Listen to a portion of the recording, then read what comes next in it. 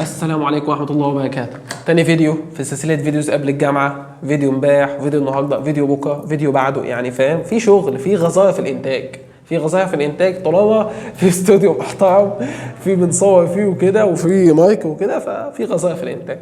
تمام؟ الفيديو ده مهم.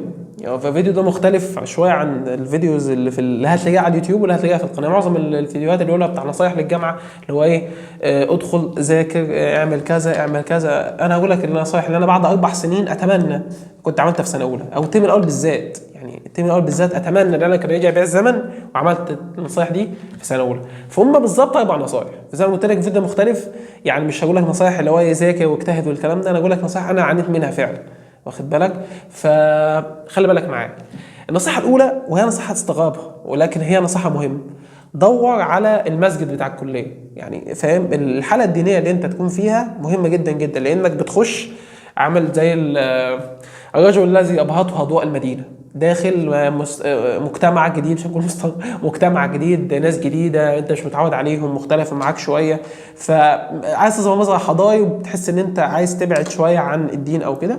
فيعني اتمنى ان انت اول حاجه تدور عليها وانت داخل الكليه كده، فين الجامع بتاع الكليه او فين مسجد الكليه، سواء هيقول لك في الندوه التعريفيه او الويلكم دي او الاورينتيشن ايا كان بتوع الاتحاد، او انت دور عليه. فاهم؟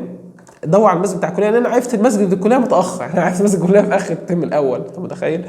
فدي مهمه جدا جدا ان انت تحافظ على المبادئ والقيم اللي انت تربيت عليها من وانت صغير لحد ثانوي. وبعد كده اهم 100 مره من الكليه، بل اصعب من الكليه اصلا، لان انت بتدخل مبادئ مختلفه وقيم مختلفه، فيعني بيحصل لك حاله من الصدمه شويه. تمام؟ دي النقطه الاولى. النقطه الثانيه ودي مهمه جدا: الصحاب اللي انت بتكونهم او الصداقه اللي انت بتكونهم في الترم الاول او سنه اولى بشكل عام، غالبا مش هم اصحابك الحقيقيين او مش هم الشله اللي انت هتكمل بيها. السنه الاولى الصحاب بتاعتك تكون مختلفه شويه. تمام؟ ممكن حظك يبقى حلو، يبقى ايه، جون محسن اللي عامل لنا الاستوديو ده هو مازال معاه، ولكن في الاغلب لا، الدنيا بتختلف لان انت شخص مختلف. انت بتدخل بتبقى يعني داخل بمصطنع شويه، داخل بمظهر مختلف. واحدة واحدة الاصطناع اللي انت بنيته ده بيبدأ ينهار وبيبدأ يقل واحدة واحدة، تلاقي منعطف كده.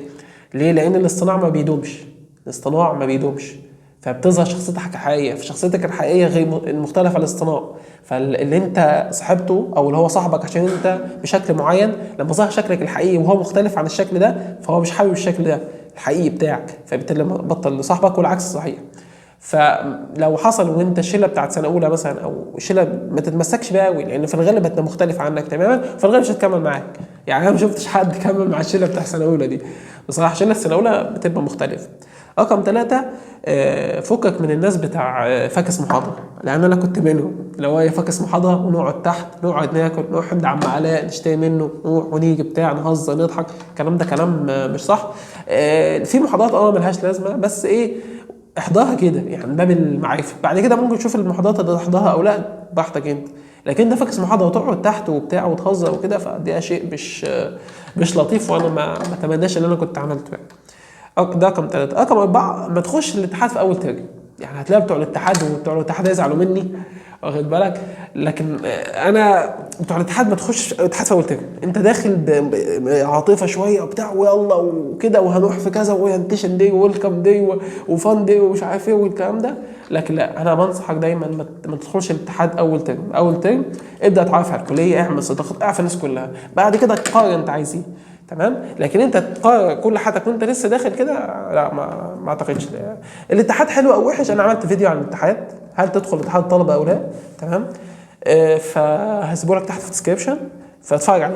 الفيديو ده شرحت في الاتحاد وانا كان ليا تجربه في الاتحاد، فبص عليه في الديسكربشن ان شاء الله يفيدك يعني. خامس حاجه ومهمه جدا جدا جدا: اياك، وشفت اياك دي صعبه يعني، اياك ثم اياك ثم اياك تدخل في اي ريليشن في الجامعه عامه، خاصه في سنه اولى. اي ريليشن، سواء صداقه، لونج ستوري لاف، ايا كان الكلام ده، بلاش. حقيقه هتستنزف وقت وطاقه ومجهود، ومع اول ما تطلع من باب الكليه كل ده هيتنسي. من بعد سنه ثانيه، واخد بالك؟ علاقه غير حقيقيه، غير مبنيه على الكفاءه، غير مبنيه على القدره الماليه، انت مش لاقي تاكل، هي كمان منعطفه جدا، انتوا الاثنين بيت خراب، واخد بالك؟ في اي ريليشن في اول سنه او اتنين او حتى اخر الجامعه غالبا يا اما مش بتدوم، يا اما بتبقى انت بتصاب وبتزعل وبتعمل بتقلب تامر عاشور والجو ده، وفي الاخر بتزعل على الفاضي. تمام؟ فدول 5 نصايح سرعه. رقم 1، حاول حافظ على قيمك ومبادئك اللي انت دخلت بيها سنه اولى. قيم والمبادئ، ارجوك القيم والمبادئ لو انت اتنازلت عنها فهي هتتنازل عنك واحده واحده، هتفقد كل القيم وتحول لمسخ. مسخ انت ما تعرفش انت مين. انت ده مش انت، ده مش اللي انت تربيت عليه، انت بقيت حد تاني مختلف تماما تماما تماما عن اللي انت تربيت عليه، وفاكر ان كده انت روش ومفيش منك اتنين وخلاص وكده، لكن الحقيقه انت مصطنع، تلبس قناع بس عشان تداري ان انت الالم اللي انت فيه. تمام؟ فحافظ على قيمك ومبادئك ودور على المسجد بتاع الكليه، ده رقم 1. رقم 2، الصحبه بتاعه الترم الاول غالبا ما بتدومش، وحاول تدور على صحبه كويسه.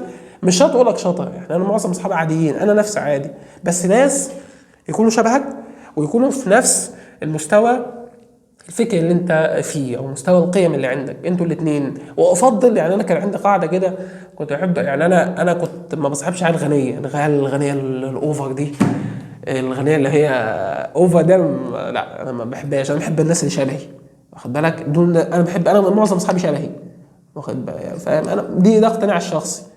فالصحبه فعلا هتفرق معاك، يا اما تحبك في الكليه وتخليك تيجي، يا اما وهتساعدك بعدين في سوق العمل وهتساعدك في ضغط الفاينل والامتحانات، يا اما هتاخدك لتحت خالص. رقم 3 الاتحاد وايام، وسبت لك لينك بتاع الاتحاد.